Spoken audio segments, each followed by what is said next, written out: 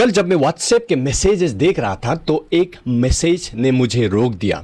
कुछ पास्टर्स ने एक डोनेशन ड्राइव शुरू किया था एक ऐसे सेवक के लिए जो अब कैंसर से जूझ रहे हैं। मैं थोड़ी देर के लिए थम गया क्योंकि मैं उन्हें जानता था। मैं उनसे कुछ साल पहले उनके ही चर्च में एक कार्यक्रम के दौरान मिला था। वो एक नम्र और आत्मिक इंसान लगे मुझे। कार्यक्रम के दौरान उन्होंने मुझे एक मोमेंटो भी भेंट किया था जो आज भी मेरे पास में है। लेकिन उनकी हाल ही की तस्वीर जो व्हाट्सएप पर मैंने देखा, मेरा मन भारी हो गया। जिस चेहरे पर कभी आत्मिक चमक थी वो अब बीमारी की छाया में मुरझाया और कमजोर दिख रहा था।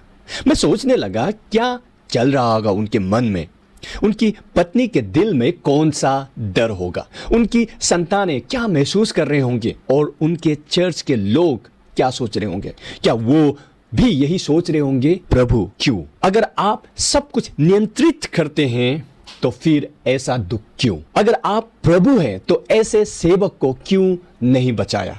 आज हम इसी गहरे सवाल का सामना करेंगे। क्या परमेश्वर की प्रभुता और जीवन की पीड़ा एक साथ सच हो सकती हैं?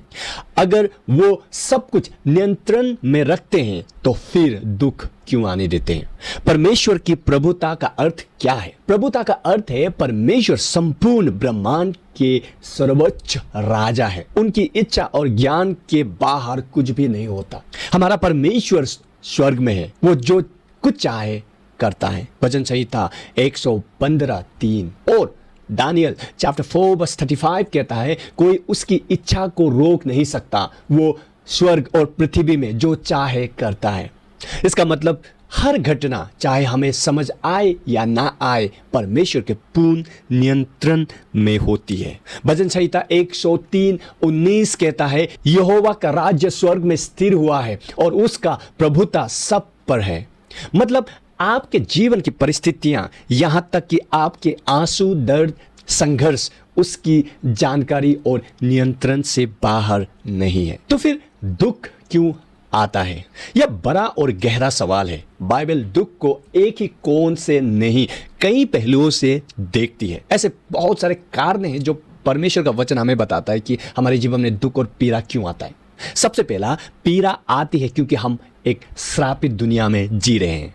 दूसरा, कभी कभी पीड़ा हमारे अपने गलत फैसलों के नतीजे होते हैं। और तीसरा, परमेश्वर हमें डिसिप्लिन और पवित्र बनाने के लिए पीड़ा की अनुमति देता है। 4 नंबर में, कुछ पीड़ा परमेश्वर की महिमा को प्रकट करने के लिए होती है।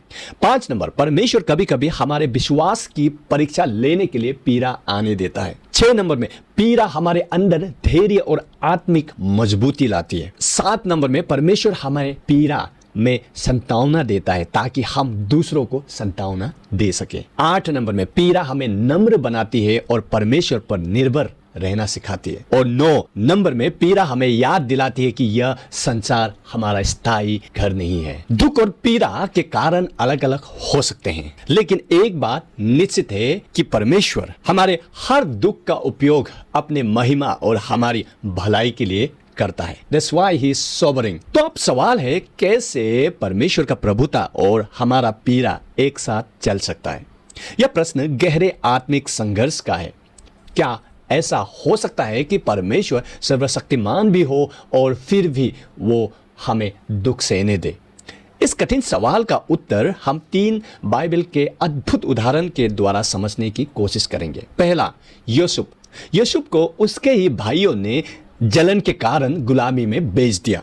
उसे अन्याय, कारावास और अकेलेपन का सामना करना पड़ा। वो ऐसे समय से गुजरा जहां परमेश्वर का कोई चिन्ह नजर नहीं आता था, लेकिन अंत में परमेश्वर ने उसी यूसुफ को मिस्र देश का प्रधानमंत्री बना दिया और वो अपने ही परिवार और राष्ट्र के लिए उद्धार का साधन बना। और उत्पत्ति 50:20 वचन कहता है, तुमने मेरे साथ बुरा करने की योजना बनाई, परंतु परमेश्वर ने उससे भलाई के लिए उपयोग किया। यह हमें सिखाता है परमेश्वर हमारे सबसे बड़ी पीड़ा को भी अपनी महान योजना में बदल सकते हैं।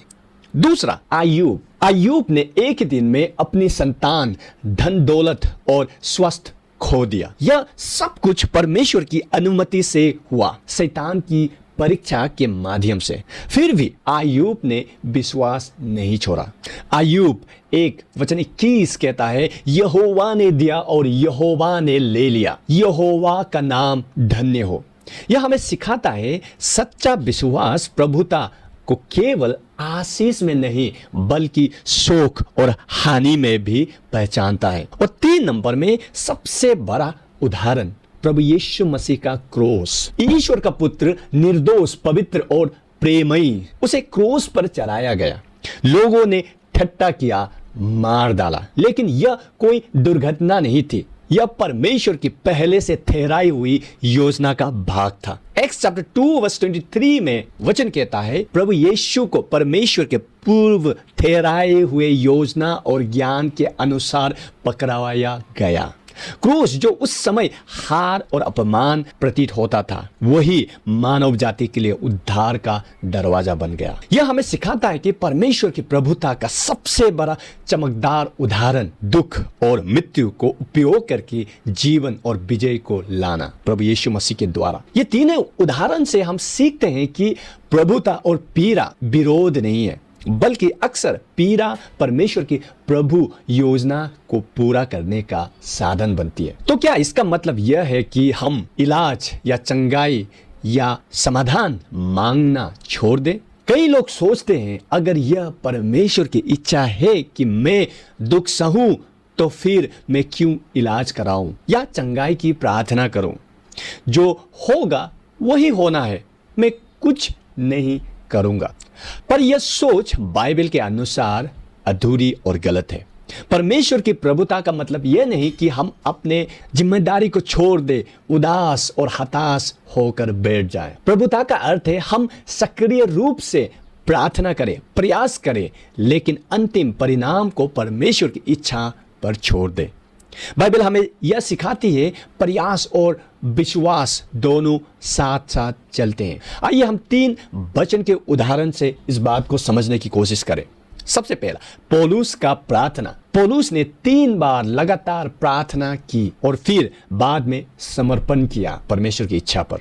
वचन कहता है, मैंने प्रभु से 3 बार विनती की कि यह मुझसे दूर किया जाए, परंतु उसने मुझसे कहा, मेरी अनुग्रह तेरे लिए काफी है। यहां हम साफ देख रहे हैं कि पौलुस ने हार नहीं मानी, 3 बार प्रार्थना की और हर बार परमेश्वर का जवाब एक ही था। और अंत में जाके उसने प्रभु का जो इच्छा है उस पर उसने आमीन किया। 2 नंबर में प्रभु यीशु मसीह का खुद का प्रार्थना। प्रभु ने प्रार्थना किया, जब आप वचन पढ़ते हो मैथ्यू चैप्टर 26:39 में, कि हे पिता, यदि संभव हो सके तो यह कटोरा मुझसे टल जाए, लेकिन अंत में उन्होंने कहा, मेरी इच्छा नहीं तेरी इच्छा पूरी हो। वो भी जानता था कि परमेश्वर की योजना बड़ी है, लेकिन फिर भी उसने खुलकर अपनी पीड़ा प्रभु के सामने रखी।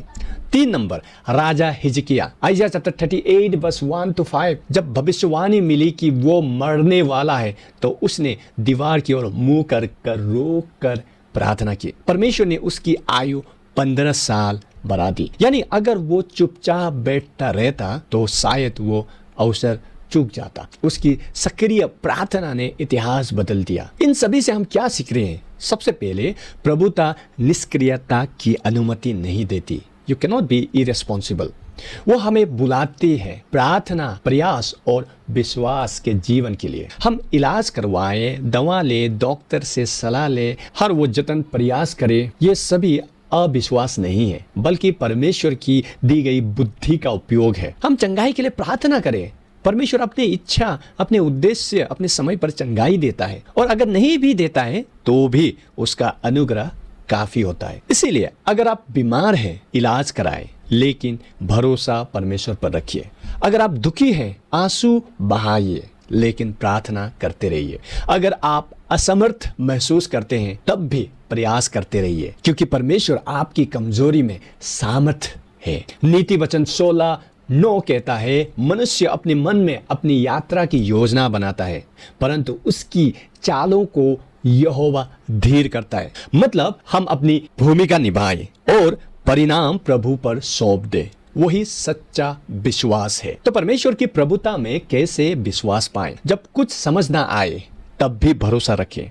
नीति वचन 3, 5, 6 पद कहता है, तो संपूर्ण मन से यहोवा पर भरोसा रख। भजन संहिता 46 वर्स 10 कहता है, चुप रहो और जानो कि मैं ही परमेश्वर हूँ। लेकिन कैसे भरोसा करें जब सब कुछ उलझा लगे? यह समझकर कि परमेश्वर सब कुछ जानते हैं और हम नहीं। हम सीमित हैं लेकिन वो असीम है। हम समय में बंधे हैं, हमारी सोच सीमित है, हम भविष्य नहीं जानते और हर बात नहीं समझ सकते। इसलिए वचन कहता है, क्योंकि मेरी सोच तुम्हारी सोच के समान नहीं और ना तुम्हारे मार्ग मेरे मार्गों के समान। जैसे आकाश पृथ्वी से ऊंचा है, वैसे ही मेरा मार्ग तुम्हारे मार्गों से और मेरी सोच तुम्हारी सोच से ऊंची है। आइए चैप्टर 55 वर्स 8 to 9। इसीलिए जब जिंदगी हमें भ्रमित करे तो ये याद रखें, हम सब कुछ समझने के लिए नहीं बुलाए गए हैं, हम विश्वास करने के लिए बुलाए गए हैं। हमें परमेश्वर के चरित्र पर भरोसा करना है कि वो अच्छा है और हमारा भला चाहता है। प्रभु यीशु मसीह जो प्रभु भी है और साथी भी है। प्रभु यीशु केवल स्वर्ग का राजा नहीं बल्कि हमारे दर्द का साथी भी है। इसलिए वचन कहता है इब्रानियों की पुस्तक 4:15, हमारा महायाजक हमारी दुर्बलताओं में हमारी सहानुभूति करता है। प्रभु यीशु मसीह रोए, उन्होंने हर दर्द हर पीड़ा को सहा, उन्होंने रिजेक्शन को देखा, उन्होंने सारे दुखों को सहा, अल्टीमेटली क्रॉस में अपनी जान को दे दिया। हमारे हमदर्द, हमारा साथी बनकर हमारे जीवन के सफ़र में हर कष्ट हर दुख में वो हमारे साथ है। इसीलिए अंत में मैं आपको ये याद दिलाना चाहता हूँ, आपका दर्द व्यर्थ नहीं है, आपकी कहानी अभी ख़त्म नहीं हुई है, आपके आंसू गिने गए हैं, आपकी आहें सुनी गई है। और परमेश्वर का वचन हमें याद दिलाते हैं, जब हम वैली से होकर गुजरते हैं, हम दुख कष्ट से होकर जब गुजरते हैं तो वो हमारे करीब रहता है। इसीलिए रोइए लेकिन विश्वास के साथ, इलाज कराइए लेकिन भरोसा परमेश्वर पर रखिए, प्रार्थना कीजिए और उसकी इच्छा में विश्वास कीजिए, क्योंकि परमेश्वर प्रभु है, वो हमेशा अच्छा है। धन्यवाद करता हूँ इस वीडियो को अंत तक देखने के लिए। यदि आप आशीषित हुए हैं तो please like and share this video. God bless you.